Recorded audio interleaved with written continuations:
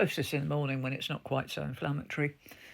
The reason is that before the first punch lands, it's all been sorted.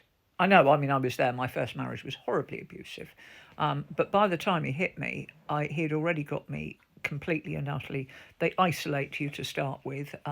Usually, they love bomb to start with, tell you how you're amazing, you're the only woman, this, that, and the other. They love bomb you to start, they get you dependent on them. And gradually, they start to push you away from your family. So by the time they first hit you, you're almost completely isolated. Even if you have a family, you know, that you don't speak to them anymore, he keeps them away from you. Usually they've got control over the money.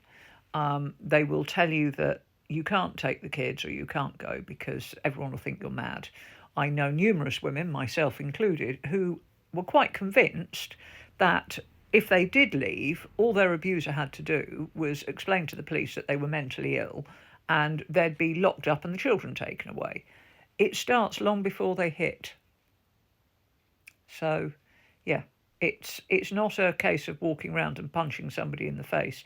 I mean, that happens, and usually when that happens, there's next morning lots of promises, I'll change, I'll never do it again. Some women do give them a second chance, and if it happens, they do walk.